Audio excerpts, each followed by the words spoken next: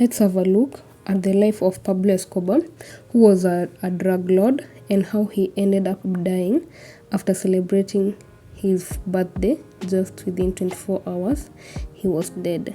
This is what he used to say: "I would rather have a grave in Colombia than a jail cell in US." Pablo Escobar spoke out of spite for United States law enforcement would become a reality sooner than the drug kingpin anticipated. Back on December 2nd, 1993, Pablo Escobar was shot in the head as he attempted to flee across the rooftop of the Los Olivos in his hometown of Medellin, where he has been hiding out. The search block, a task force made up of Colombian National Police that was dedicated to locating and taking down Escobar, had been looking for the drug lord for 16 months, ever since he has escaped from prison. Finally, a Colombian electronic surveillance team anticipated a call coming from a middle-class barrio in Medellin. The force immediately knew it was Escobar, as the call had been made to his son, Juan Pablo Escobar, and it seems that Escobar knew they were on to him, as the call was cut short.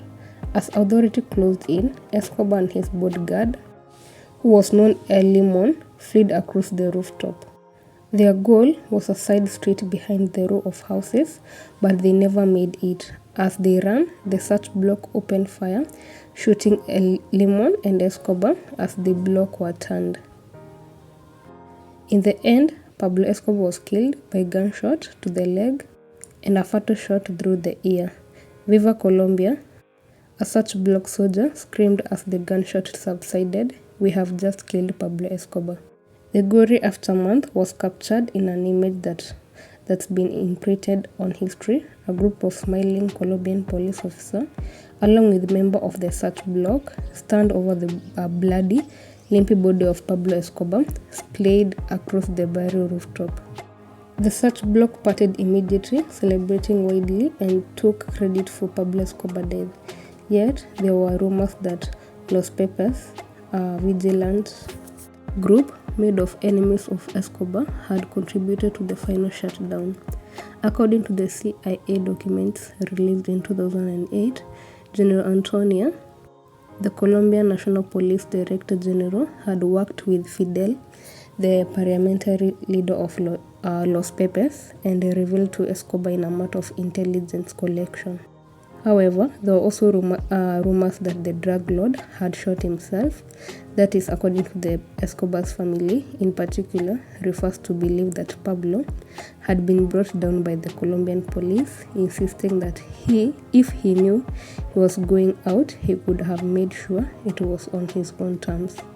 Escobar's two brothers insisted that his death has been a suicide, claiming that the location of his fatal wound was proof it had been self-inflicted. During all the years they went after him, one brother said, "He would say to me every day that if he was really concerned without a way out, he would shoot himself through the ear." Whether the Colombian police did not want to admit Pablo Escobar's death would have been a suicide, or they were simply happy he was gone. The actual origin of the shot that killed him has never been determined. The country settled for the peace that came with knowing he was gone, rather than the potential media storm that would brew if the public found out that he killed, like he died, he lived on his own terms. Though Manuela Escobar is the mostly known for being the only daughter of the king of cocaine, her life today is far different than her father's ever was. Kindly tell us in the comment section below, do you think that Pablo Escobar did it for the family, for the love of the family, since the government had took the family and they were under security 24/7? And Pablo Escobar knew very well that the family is suffering, but Pablo Escobar was that dad that loved the family so much. So probably that was the reason he saw that no need of putting them in that kind of life, and he ended up making a decision of how he will eliminate himself. Here are some of the facts about Pablo Escobar.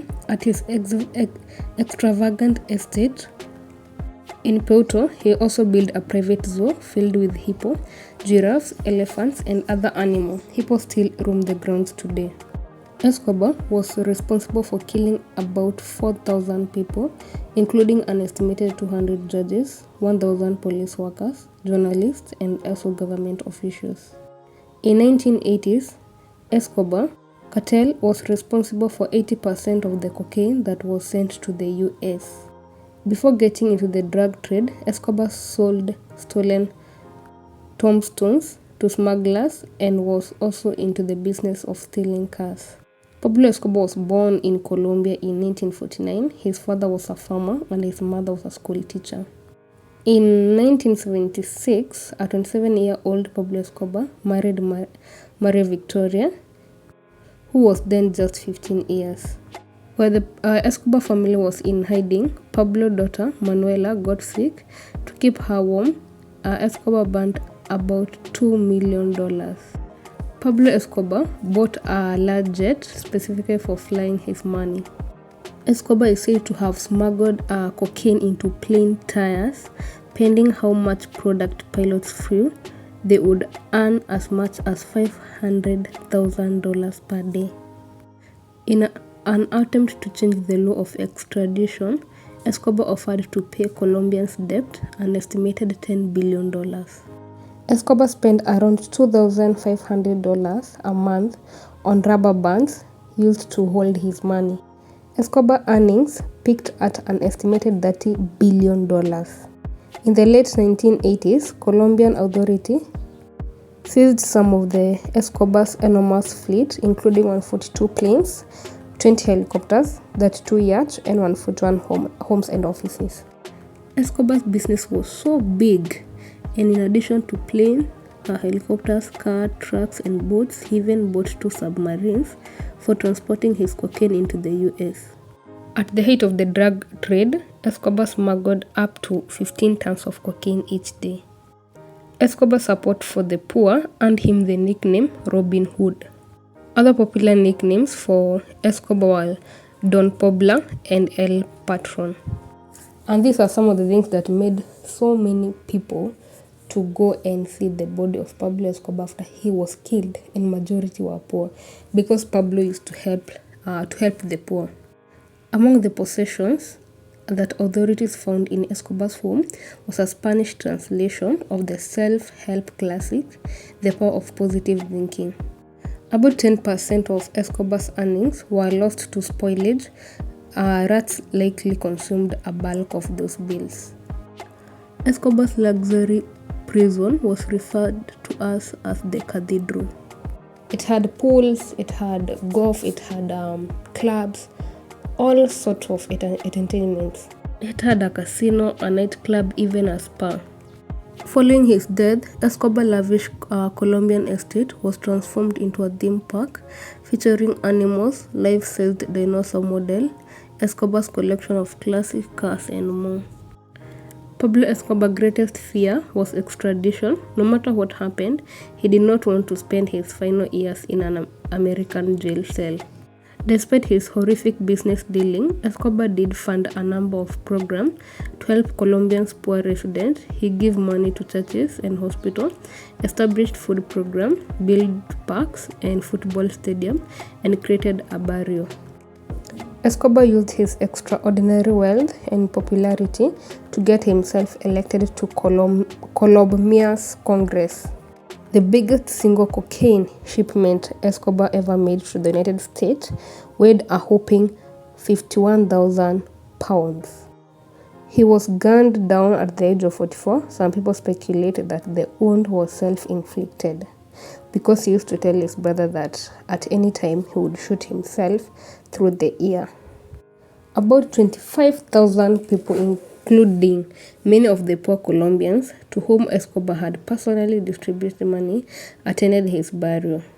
And those are the amazing things that Pablo Escobar is remembered for up to date. So kindly tell us in the comment section below, do you think that Pablo Escobar should be remembered, should be celebrated in the Colombian country, because at the same time, even if he was a drug lord, he helped poor, he did great things that no one probably thought of, that he could do such kind of things. The love of his family was to another level. Kindly tell us in the comment section, what else do you think? Do you think that Pablo killed himself or the Colombian police shot him? Bye bye, see you in my next video, and thank you so much for watching my video. Kindly give a like, share, comment, subscribe, turn on the notification bell so that anytime I go to upload a new video about the addressing life, you will be notified.